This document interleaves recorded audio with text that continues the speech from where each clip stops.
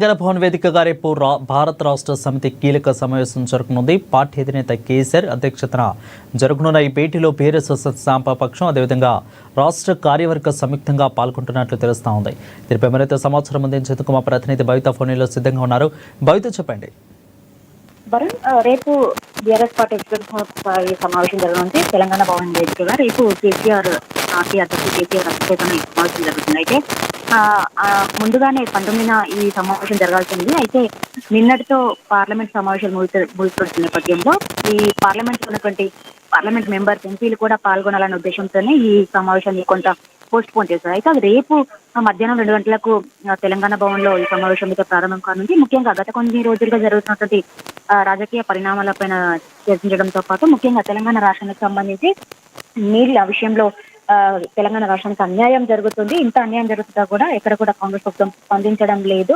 ఒకవైపు ఆంధ్రప్రదేశ్ కి నీళ్ల వాట ఎక్కువ పోతుంటే కూడా దానిపైన మాట్లాడకుండా కావాలని చెప్పేసి కాలయాపన చేస్తుందని చెప్పేసి కూడా ఇప్పటికే బీఆర్ఎస్ పెద్ద ఆరోపణలు చేసిన నేపథ్యంలో ఇటు త్రాగునీటి ప్రాజెక్టులకు సంబంధించి కావచ్చు, కృష్ణా గోదావరి జలాల పంపకాలకు సంబంధించి కావచ్చు, గత కొంతకాలంగా పెండింగ్ లో ఉన్నటువంటి రిజర్వాయర్లు ప్రాజెక్టుల విషయానికి సంబంధించి కావచ్చు, పూర్తి స్థాయిలో రేపు చర్చించడంతో పాటు వీటికి సంబంధించి ఏదైతే ప్రాజెక్టుల పెండింగ్ కావచ్చు, కృష్ణా గోదావరి నదీ జలాల వాటాల పంపకానికి సంబంధించి కావచ్చు, ఖచ్చితంగా పెద్ద ఎత్తున పోరాటం చేయాలని చెప్పేసి ఇప్పటికే డిసైడ్ అయిన నేపథ్యంలో రేపు ఈ సమావేశంలో ఈ విషయాలకు సంబంధించి చర్చించడంతో పాటు వీటికి సంబంధించి పోరాటం అంటే భారీ బహిరంగ సభలతో పాటు ఖచ్చితంగా అటు ప్రభుత్వాన్ని ఇటు కేంద్ర రాష్ట్ర ప్రభుత్వాలను నిలదీయాలనే అంశానికి సంబంధించి కేసీఆర్ వాళ్ళకు దిశానిర్దేశం చేసే అవకాశం అనే నేపథ్యం అయితే కనబడుతుంది. అయితే రేపు ఈ సమావేశంలో మెయిన్ గా ప్రాజెక్టులకు సంబంధించి కావచ్చు, ప్రస్తుతం కాంగ్రెస్ పార్టీ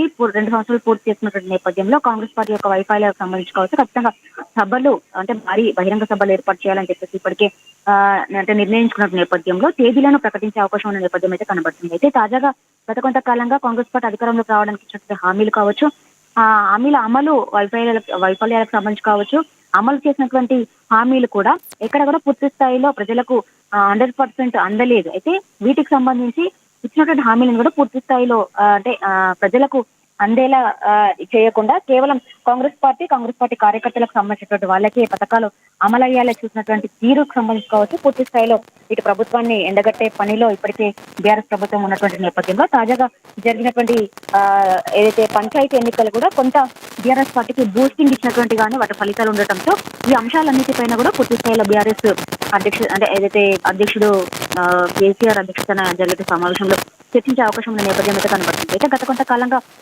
అసెంబ్లీ ఎన్నికల్లో అధికారం కోల్పోయిన తర్వాత జరిగినటువంటి పార్లమెంట్ ఎన్నికల్లో కూడా పూర్తి స్థాయిలో 0కి సీట్లు పడిపోవడము, ఆ తర్వాత వచ్చినటువంటి ఎమ్మెల్సీ ఎన్నికల్లో కనీసం బీఆర్ఎస్ అభ్యర్థులను కూడా నిలబెట్టకపోవడం, కొంత వరుస పరాజయాలు ఎదురవుతున్నటువంటి నేపథ్యంలో బీఆర్ఎస్ పార్టీకి తాజాగా జరిగినటువంటి గ్రామ పంచాయతీ ఎన్నికలు మాత్రం కొంత బూస్టింగ్ ఇవ్వడంతో ఇప్పటికే పూర్తి స్థాయిలో ఇటు హరీష్ రావు కావచ్చు, అటు కేటీఆర్ కావచ్చు, అంతా వాళ్ళే ఏదైతే బీఆర్ఎస్ సర్పంచ్ గెలిచినటువంటి నేపథ్యంలో వాళ్ళందరికీ కూడా ఇప్పటికే సన్మాన కార్యక్రమాలు చేసిన నేపథ్యం కనబడుతుంది. ఎందుకంటే పంచాయతీలలో గెలిచినప్పటికీ ఎలాంటి సింబల్ తో గెలవకుండా గెలిచినటువంటి గ్రామ పంచాయతీల సర్పంచ్లకు సంబంధించి ఖచ్చితంగా మరొకసారి అధికార పార్టీలోకి వెళ్లే అవకాశం ఉంటుంది. కాబట్టి ఖచ్చితంగా వాళ్ళందరినీ కూడా కాపాడుకునే ప్రయత్నంలో ఇప్పటికే వాళ్ళ దగ్గరికి వెళ్ళడము, కలవడము, వాటితో పాటు వివిధ అంశాలపైన చర్చించడం, కొంత వాళ్ళకు మేమున్నాము అన్నట్టుగా కూడా భరోసా ఇవ్వడం, ఇవన్నీ అంశాలను వాళ్ళ దృష్టికి తీసుకెళ్లడంతో పాటు అక్కడ కొంత సన్మాన కార్యక్రమాలు ఏర్పాటు చేసి కొంత కింద ఉన్నటువంటి క్యాడర్ కి కూడా బూస్టింగ్ ఇచ్చినట్టు అవుతుందని చెప్పేసి భావించినటువంటి నేపథ్యంలో ఇటు కేటీఆర్ తో పాటు హరీష్ రావు కూడా పూర్తి స్థాయిలో గెలిచినటువంటి సర్పంచ్లకు సన్మాన కార్యక్రమాలు అయితే పూర్తి చేసుకున్నటువంటి నేపథ్యంలో రేపు జరిగే సమావేశానికి బీఆర్ఎస్ ఎమ్మెల్యేలు, ఎంపీలతో పాటు ఎమ్మెల్సీలు, అంతేకాకుండా రాష్ట్ర కార్యవర్గం కూడా పూర్తి స్థాయిలో హాజరయ్యేటువంటి నేపథ్యం అయితే కనబడుతుంది. అయితే వచ్చేటువంటి ఇప్పటికే గ్రామ పంచాయతీ ఎన్నికలు పూర్తవడము, అక్కడ బీఆర్ఎస్ పార్టీకి వచ్చినటువంటి మెజారిటీకి సంబంధించి ఖచ్చితంగా వచ్చేటువంటి ఎంపీటీసీ, జెడ్పీటీసీ కావచ్చు, జిహెచ్ఎంసీ పరిధిలో జరిగేటువంటి గ్రేటర్ మున్సిపల్ కార్పొరేషన్ ఎన్నికలకు కావచ్చు, వీటన్నిటికీ కూడా సన్నద్ధం కావాలని చెప్పేసి కూడా ఇప్పటికే బీఆర్ఎస్ పార్టీ సూచన నేపథ్యం అయితే కనబడుతుంది. Right. Thank you both for the clear updates.